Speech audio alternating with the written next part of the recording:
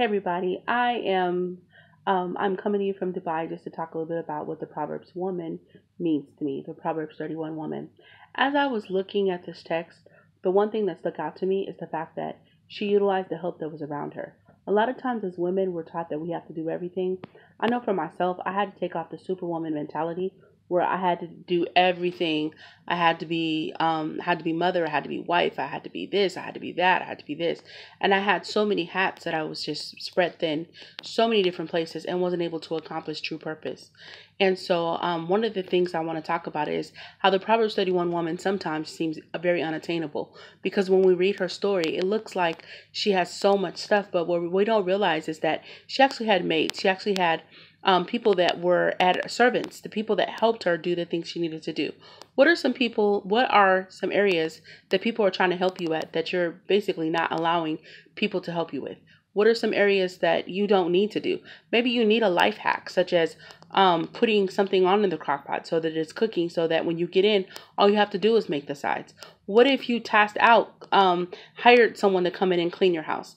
Maybe there are some things that you need to delegate out that's monopolizing your time that has nothing to do with your purpose. Now, hands off to people who can do it all. I'm not one of those people. And so what I had to do was I had to look at this and I had to start by starting somewhere. So first thing she did was she utilized the people around her. The second thing she used was the gifts that she had. It talked about how she got up early in the morning and how she prepared for her family, how she prepared for the things that was going to come her way. It talked about how she went out and surveyed the land, how she used her hands in order to prepare, in order to sow, do different things that her family needed her to do. As I'm continuing in my life, I'm understanding that I have purpose. A lot of times God gifts us with a lot of things we're not monetizing. I'm an excellent life coach.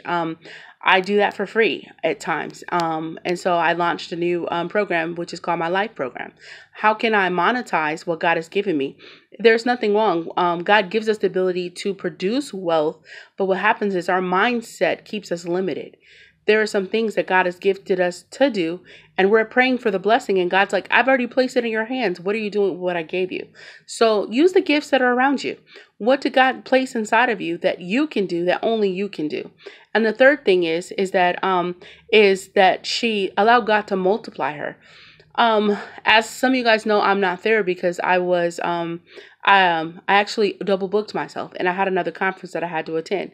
So when I was praying, God said, I need you on global water. It was very difficult for me. I had to get on a plane by myself. I had to go, but in order for me to be here, I had to let God multiply me. What are some areas that God's trying to take you out of the traditional box and he's trying to place you? I have an anointing for a global anointing, and a word that people needed to hear across the world. And what happened was I had gotten so comfortable with just sitting in the four walls of church, sitting in the four walls of just business, sitting in the four walls of just placing, not allowing God to make me great because a fear was keeping me from moving forward. The Proverbs 31 woman said, it talks about how she allowed God to multiply what she had. She placed what God had placed in her hands. And so I want to encourage you today, look at your life and see what God needs to multiply. Maybe you need to go back and get your master's degree. Maybe God is telling you that a GED is not enough. You need to go back and get your bachelor's degree. Maybe God is telling you to open up the business that you're trying to do. Maybe God is telling you you need to monetize your talents. Maybe God is telling you that you need to take the time that you have and prioritize what you have. Maybe some of us struggle with management in order to do the things that we need to do. But what I want you to understand is you have to start somewhere. In order to be a Proverbs 31 woman, you have to start somewhere. So what I first began to do was I began to look at my life and I began to see where my gift was. So for me, it was empowerment speaking. That's what my gift is. I'm not the person that goes behind the scenes. I'm not the person, I don't do a lot of information, a lot of details. But if you give me a mic, give me a subject, I can rock it out. And so if we as virtuous women learn how to work together to do the things that we need to do, we can build up. One of the biggest lies that the enemy does is he separates women because he knows that we have strength with one another. So I just want to encourage you today just a little bit is just utilize the gifts that God gave you.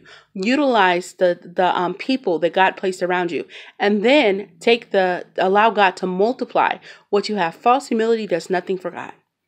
False humility does nothing for God. He needs to make you great so that people will see a great big God. So I just want to encourage you. I hope you guys really enjoy the conference, and I will be excited to be back for next year. All right.